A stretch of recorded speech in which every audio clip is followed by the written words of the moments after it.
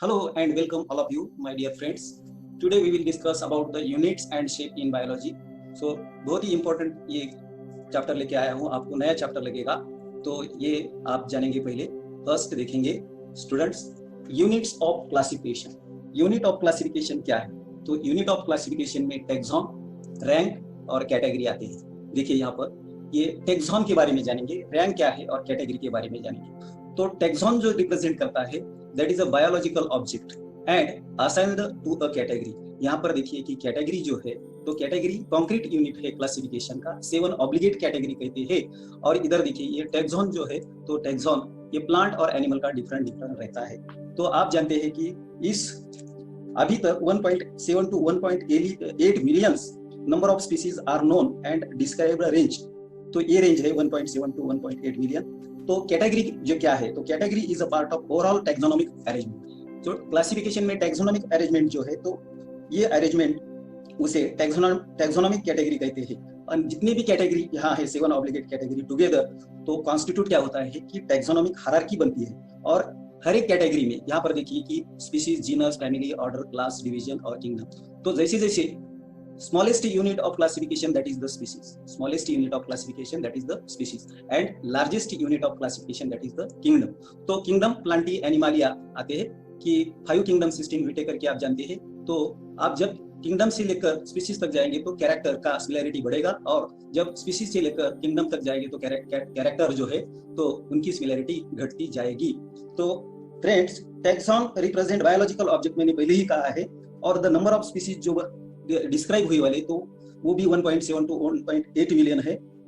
तो क्लासिफिकेशन एक प्रोसेस है, और classification by which anything that is grouped into convenient category based on some easily observable character. जो भी निरीक्षण करते हैं हर एक प्लांट की स्पीसीज हो या एनिमल्स की स्पीसीज हो या ऑर्गेनिज्म की स्पीसीज कहेंगे, तो ऑब्जर्वेबल कैरेक्टर कंसीडर करते हैं। तो ये कन्वीनिएंट क्या कहते हैं, anything that is grouped into convenient category, तो वहां पर सम इजीली ऑब्जर्वेबल कैरेक्टर डिटेक्ट करते हैं। तो नेक्स्ट देखेंगे students, the fundamental structural and functional unit of all living organism. जितने भी लिविंग ऑर्गेनिज्म है उनका fundamental and structural functional unit जो है लिविंग ऑर्गेनिज्म, तो सेल है। तो सेल आप जानते हैं कि 2 टाइप की सेल होती है, एक प्रोकैरियोटिक सेल जिसे बैक्टीरियल सेल कहते हैं, और दूसरी यूकैरियोटिक सेल। यूकैरियोटिक सेल यानी कि जिस सेल में न्यूक्लियस वेल ऑर्गेनाइज्ड होता है। ये देखिए यहाँ पर ये एनिमल सेल है और ये प्लांट सेल है। इस प्लांट सेल में और एनिमल सेल में न्यूक्लियस है और ये ऑर्गेनाइज्ड है, और लेकिन ये प्रोकैरियोटिक सेल में न्यूक्लियस ऑर्गेनाइज नहीं होता। ठीक है, नेक्स्ट देखेंगे friends, reproductive unit of angiosperm. Angiosperm that is the flowering plants, और without flower there is no any chance to the reproduction in the angiosperm. So इधर देखिए कि flower is the structural and functional unit of angiosperm कहेंगे। यहाँ पर flower आप जानते हैं कि इसेंशियल और नॉन इसेंशियल फ्लोरल रहते हैं। इसेंशियल फ्लोरल एंड्रोशियम, ये या इसेंशियल फ्लोरल एंड्रोशियम बोलेंगे तो एंथर रहता है, ये एंथर है। और दूसरा इसेंशियल फ्लोरल है गाइनोशियम, उसे स्टिग्मा, स्टाइल एंड ओवरी से बनता है, और ओवरी के अंदर ओवल्स रहती है। लेकिन आप यहाँ पर देखिए कि ये दूसरे चैप्टर की 2.1 डायग्रामेटिक रिप्रेजेंटेशन है, एलेस ऑफ फ्लावर है। तो इस एलेस ऑफ फ्लावर में यहाँ पर देखेंगे कि क्या लिखा है यहाँ पर, नेक्टारीफेरस एरिया। ये बहुत ही इंपॉर्टेंट है क्योंकि पॉलिनेशन प्रोसेस में ये नेक्टारीफेरस एरिया से नेक्टर रहता है, और वो इंसेक्ट जो भी रहते हैं तो वो नेक्टर कलेक्ट करते हैं। तो नेक्स्ट देखेंगे students, functional unit of inheritance. Functional unit of inheritance, that is the heredity or that is the gene is the functional unit of heredity or inheritance बोलेंगे। as gene are made up of DNA, so genes are made up of DNA। यहाँ पर देखिए तो ये cell है, eukaryotic cell है। Eukaryotic cell के अंदर ये न्यूक्लियस है, न्यूक्लियस के अंदर ये जीनोम दिख रहा है। Genome is the complete set बोलेंगे इनहेरिटेंस का, और जीनोम के अंदर ये जीनोम या क्रोमोसोम बनेंगे। और ये देखिए यहाँ पर ये क्रोमोसोम है, chromosome that is the coiled structure और that is made up of DNA, और the part of DNA, segment of DNA, उसे जीन बोलेंगे। फ्रेंड्स, इसके पहले मैंने एक वीडियो में मैंने कहा, ये स्पेशली साइंटिस्ट के, बायोलॉजिकल साइंटिस्ट, इन्वेंटर्स की क्या बनाई थी, वीडियो बनाई थी। तो वहां पर William Johnson was the first one who coined the term gene. तो 1909 में विलियम जॉनसन ने टर्म जीन कही थी। और ये जीन जो है, तो पहले मेंडल के एक्सपेरिमेंट में मेंडल जीन नहीं बोल सकते थे, उन्हें मालूम नहीं था कि क्या उसकी टर्म दी, उन्होंने फैक्टर ऐसा ये जीन को कहा था। नेक्स्ट देखेंगे students, the structural and functional unit of liver, ये ह्यूमन ऑर्गन जो है liver is the largest gland in human body. तो लिवर के बारे में जानेंगे। तो structural and functional unit of liver is hepatic lobe. तो हिपैटिक लोब जो है तो देखिए हिपैटिक लोब जो है तो बहुत ही इंपॉर्टेंट है। तो that liver is present in abdominal cavity और ये just below the diaphragm and it has a two lobe. Hepatic lobes are structure and functional unit of liver containing hepatic cell। तो liver hepatic cell से बनता है। यहाँ पर देखिए कि ये लिवर है और ये दो लोब रहते हैं, राइट लोब और लेफ्ट लोब रहते हैं। ये लेफ्ट लोब है, यहाँ पर इधर ये राइट लोब है। तो that liver hepatic lobe covered thin connective tissue से बनता है, शीत रहता है, उसे ग्लिसन्स कैप्सूल उसके अंदर रहते हैं और that in encloses the hepatic artery. तो हिपैटिक आर्टरी में इनक्लोज होता है, पोर्टल वेन रहती है, bile ducts with in the liver भी रहते हैं। तो देखिए यहाँ पर ये बाइल डक्ट्स है और ये सेंट्रल कैनाल सेल का है, ये पोर्टल वेन बाजू है, इसके अंदर साइनोसाइड्स रहते हैं और हिपैटोसाइड जो है तो ये लिवर सेल है।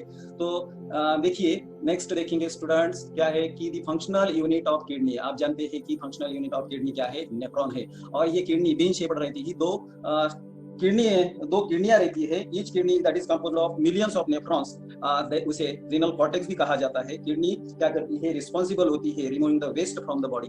ये किडनी जो है तो बॉडी का वेस्ट रिमूव करती है और द नेफ्रॉन्स उसके अंदर जो रहती है, यहाँ पर देखिए नेफ्रॉन का स्ट्रक्चर है पूरा। तो ये नेफ्रॉन का स्ट्रक्चर किडनी के दो पार्ट होते हैं, कॉर्टेक्स और मेडुला। और कॉर्टेक्स में क्या रहता है कि वहाँ नेफ्रॉन्स रहते हैं और nephron uses four mechanism to convert blood into urine। Blood में की हार्मफुल सब्सटेंस जो है नाइट्रोजनस वेस्ट तो यूराइन में फॉर्म होते हैं। और जो मैकेनिज्म है यूराइन फॉर्मेशन का आप जानते हैं कि कौन सा, ultrafiltration, reabsorption, secretion and excretion.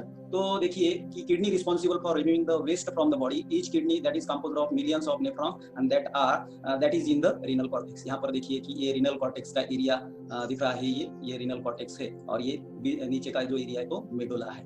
तो नेक्स्ट देखेंगे फ्रेंड्स क्या है, प्लासेंटा के बारे में जानेंगे। ये रिप्रोडक्शन, ह्यूमन रिप्रोडक्शन का चैप्टर जो है इसमें अपने को प्लासेंटा देखने को मिलेगा। यहाँ पर भी मैं ये पिक्चर में देखिए ये प्लासेंटा है।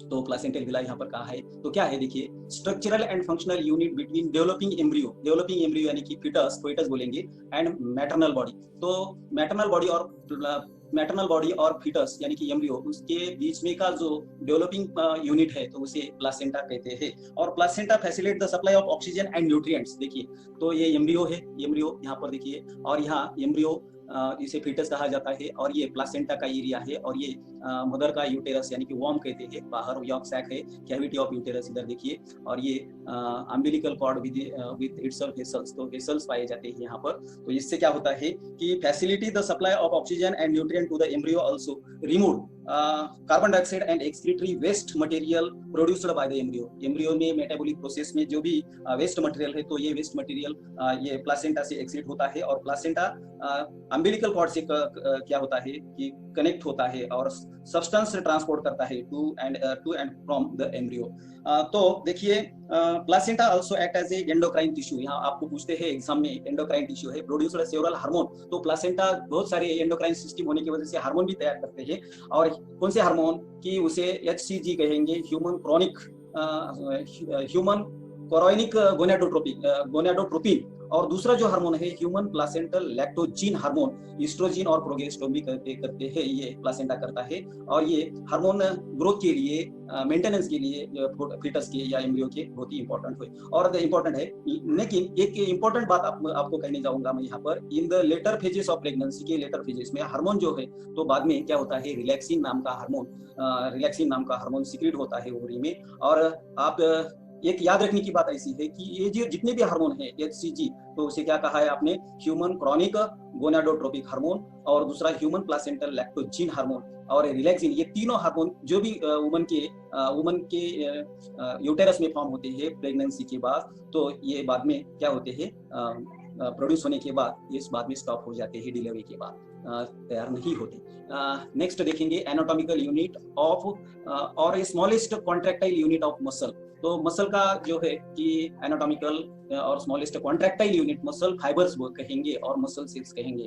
तो यहाँ पर देखिए कि ये मसल्स का डायग्राम यहाँ पर फोटोग्राफ दिया है यहाँ। तो मसल से एनाटॉमिकल यूनिट जो है तो मसल सेल और मसल फाइबर कहते हैं उसे, ये मसल फाइबर बाहर दिख रहा है। और दूसरा इसके बारे में और एक जानकारी इंपॉर्टेंट है कि basic functional unit of muscle contraction. तो मसल कॉन्ट्रैक्शन का बेसिक बोलेंगे यहाँ सार्कोमियर है। तो ये सार्कोमियर यहाँ पर रहते हैं और ये सार्कोमियर में ये देखिए यहाँ पर सार्कोमियर का आप बिल्कुल जानेंगे कि जेड डिस्क है या एच जोन है और ये जेड डिस्क है। दो जेड डिस्क के बीच में ये एच जोन है और ये एच जोन को ए बैंड कहा जाता है और इधर देखिए आई बैंड है और आई बैंड। और बाद में ये थिक और मायोसिन फिलामेंट जो भी है, तो ये muscle fibre cylindrical more than one muscle रहते हैं और दे हैव मल्टीपल माइटोकॉन्ड्रिया। तो मसल फाइबर में देखिए यहाँ मसल फाइबर में मल्टीपल माइटोकॉन्ड्रिया रहते हैं क्योंकि एनर्जी नीड होती है। Muscle fibre intern composed of किससे बनते हैं? मायोफाइब्रिल्स से बनते हैं। और नीचे का जो कहा है basic functional unit of muscle contraction के बारे में, तो ये मसल कॉन्ट्रैक्ट कैसे होती है? सार्कोमर से होते हैं और सार्कोमर में क्या होता है? एक्टिव और मायोसिन प्रोटीन फिलामेंट रहते हैं। याद रखिए, आपको पूछते हैं ऑर्गेनाइज्ड फॉर्म में सार्कोमर वर्क करता है और function that is fundamental unit of contraction. यहाँ पर आपको ज्यादा ध्यान देने की जरूरत है, यहाँ पर आपको ज्यादा ध्यान देने की जरूरत है माय डियर फ्रेंड्स। नेक्स्ट देखेंगे कि काफी इंपॉर्टेंट है यहाँ पर जितने भी मैंने आपके बुक में एनसीईआरटी के 11th और 12th के बुक्स में जितने भी यूनिट के बारे में जहां पर भी उसका जिक्र किया है, तो उसका यहाँ इस प्रेजेंटेशन में जिक्र किया है मैंने भी, आपको काफी इंपॉर्टेंट है। तो नेक्स्ट देखेंगे कि structural and functional unit of nature, कि नेचर का स्ट्रक्चरल और फंक्शनल यूनिट कौन है? इकोसिस्टम। तो इकोसिस्टम विजुअलाइज्ड है unit of nature where the living organism क्या करते हैं इकोसिस्टम के अंदर? लिविंग ऑर्गेनिज्म यहाँ पर देखिए कि इकोसिस्टम है। तो इकोसिस्टम कैसे स्टार्ट होती है? इंडिविजुअल से स्टार्ट होती है, यानी कि levels of organisation of ecosystem बोलेंगे वहां पर। तो इंडिविजुअल से क्या बनता है? पॉपुलेशन बनता है, पॉपुलेशन से कम्युनिटी बनती है और कम्युनिटी से इकोसिस्टम बनती है। और कम्युनिटी प्लांट कम्युनिटी हो या एनिमल कम्युनिटी हो या फॉरेस्ट कम्युनिटी हो, तो उनका ग्रुप जो है तो उससे इकोसिस्टम बनती है। तो इकोसिस्टम वेरीज कैसे? तो साइज और small pond is the largest, और स्मॉल से एक single drop of water is also an ecosystem देखेंगे। और लार्जेस्ट कौन सा इकोसिस्टम कहेंगे? कि फॉरेस्ट भी कहेंगे और वहाँ ओशन भी कहेंगे।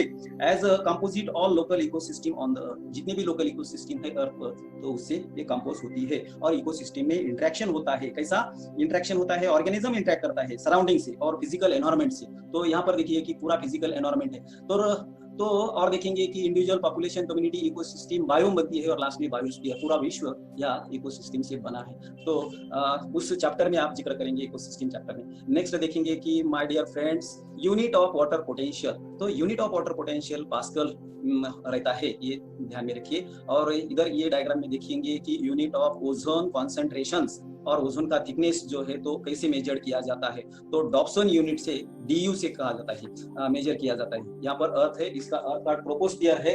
ट्रोपोस्फियर है देखिए, पहला जो है तो 10 to 11 किलोमीटर रहता है और ट्रोपोस्फियर खत्म होने के बाद ओजोन लेयर रहती है, जो कि अल्ट्रावायलेट रेज जो है तो उसको अल्ट्रावायलेट रेज ओजोन लेयर से धरती पर नहीं आ सकते क्योंकि ओजोन लेयर काफी इंपॉर्टेंट है। तो बाद में स्ट्रेटोस्फियर 50 किलोमीटर पर रहते हैं, मेसोस्फियर 80 किलोमीटर अबव रहते हैं। तो माय डियर स्टूडेंट की जितने भी हवाई जहाज है तो ट्रोपोस्फियर से उड़ान करते हैं 4-5 किलोमीटर ऊपर से। तो ये आप ज्यादा नहीं कहूंगा कि आप में ओजोन डे भी सेलिब्रेट किया जाता है, आप जानते हैं, वो भी पूछते हैं। डॉप्सन यूनिट जो है तो कॉन्सेंट्रेशन और थिकनेस ओजोन की नापता है। नेक्स्ट देखेंगे स्टूडेंट।